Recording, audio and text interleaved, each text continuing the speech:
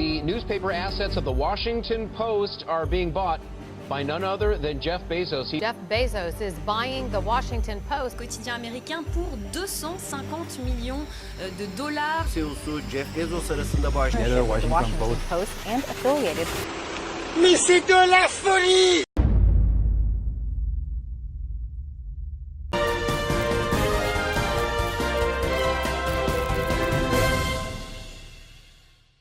La presse papier aujourd'hui, c'est quoi? C'est avant tout des bibelots, des trucs que l'on regarde plus trop, des journaux, du papier. C'est l'ancien temps, symbole de l'imprimerie. Maintenant, on est passé à autre chose, n'est-ce pas? Tout le monde connaît l'état de la presse actuelle, on n'est vraiment pas optimiste, hein. Qui lit encore les journaux? À part ceux qui cherchent le savoir dans Closer ou encore Paris Match et qui s'émerveillent devant les 12 coups de midi, bref, qui serait prêt à mettre le prix d'un café dans un journal? Et comme dirait notre ami Gaston, mais enfin, pourquoi personne ne lit le journal? Que s'est-il passé? Mais oui, Internet est arrivé, et c'est en partie à cause de vous. C'est tout simplement parce que c'est gratuit et illimité, on ne vous apprend rien. En un clic, même le dernier des demeurés peut trouver son bonheur, son savoir, comme qui dirait, porte-monnaie content, cerveau petit. Et puis, il faut se rendre à l'évidence, c'est comme Charlie Hebdo qui a profité d'une tragédie pour briller, qui connaissait vraiment le Washington Post avant d'être dans le cours de Monsieur Viseur. Mais alors, qu'est-ce que c'est que le Washington Post? Eh bien, c'est 80 années d'existence au sein de la même famille, la famille Graham, certains principes comme la protection des sources d'information des journalistes, la recherche de la vérité et de l'indépendance. C'est pas n'importe quoi non plus, hein. Bezos vient d'acheter une partie de la culture américaine quand même.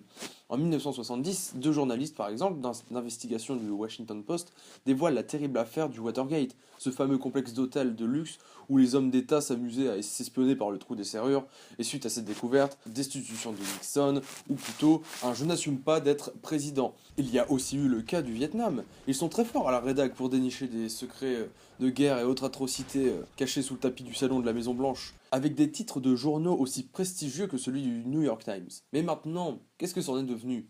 Seul un miracle aurait pu les sauver, Jeff Bezos.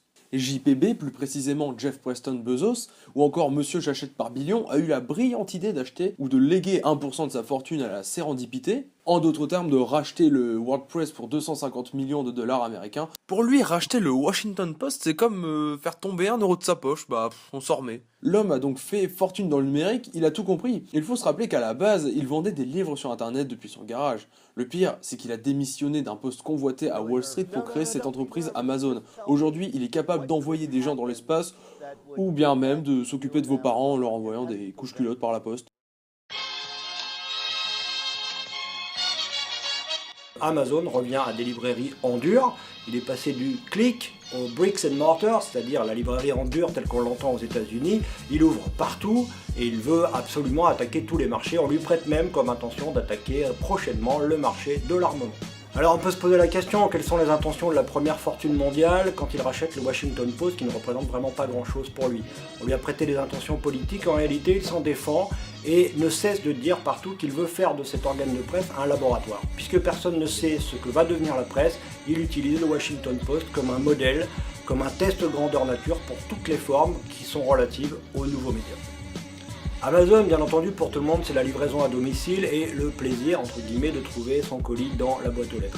Donc les investissements réalisés par la firme de Bezos pour sécuriser et améliorer la livraison sont absolument colossaux. On parle de 12% du chiffre d'affaires réinvesti dans les techniques de livraison modernes. En ce qui concerne la réouverture des librairies physiques, ce qui est très étonnant, c'est que Jeff Bezos utilise l'argument le plus classique du monde. Les gens aiment les livres, aiment les voir, les toucher, consulter les couvertures, lire les résumés, bref, avoir le livre en main. Évidemment, face à un tel succès, voire un tel monopole, la résistance s'organise un peu. On a obligé Bezos à facturer quand même la livraison des livres. Il a habilement contourné le problème en les facturant à 1 centime d'euro par ouvrage livré. Et on a vu également fleurir des plugins très intelligents qui permettent de renvoyer sur des sites de libraires indépendants lorsque vous voulez acheter un livre sur Amazon. Évidemment, pour Amazon, les avis sont très mitigés, de la même manière qu'ils le sont pour Facebook et pour Google. On va même jusqu'à parler aujourd'hui d'un trinet, c'est-à-dire d'un internet réduit à 3 entités, Google, Amazon, Facebook, qui trusterait 80% du trafic mondial. La polémique est donc très actuelle, aussi bien d'un point de vue politique, financier et éthique. Jeff voit ça comme un laboratoire et d'autres comme Donald Trump le considèrent comme un fraudeur qui se cache derrière le Washington Post comme d'un paradis fiscal. Et oui, c'est chaud.